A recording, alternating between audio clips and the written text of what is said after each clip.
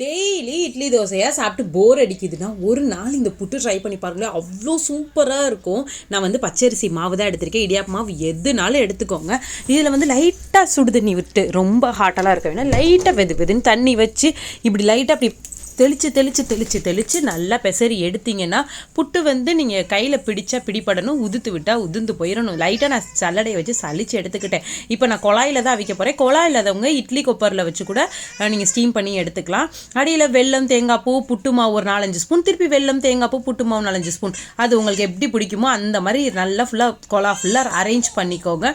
இப்போ நல்லா தண்ணி கொதிச்சதுக்கப்புறம் குழாவை தூக்கி மேலே வைங்க. அந்த ஓட்டையாக இருக்குல்ல, அதில் ஃபுல்லாக புகை வரணும். நல்லா புகை வந்தோடனே தான் வந்து வெந்துருச்சுன்னு சொல்லி அர்த்தம். இப்போ சூப்பராக புட்டு ரெடி ஆயிடுச்சு. இதுக்கு வந்து காம்பினேஷன் நாங்கள் மோஸ்ட்லி வாழைப்பழம் வச்சு சாப்பிடுவோம். வாழைப்பழம் அப்பளம் வச்சு சாப்பிட்டா அப்படி இருக்கும் டேஸ்ட்டு. சும்மா கும்முன்னு இப்போ புட்டு ரெடி ஆயிடுச்சு.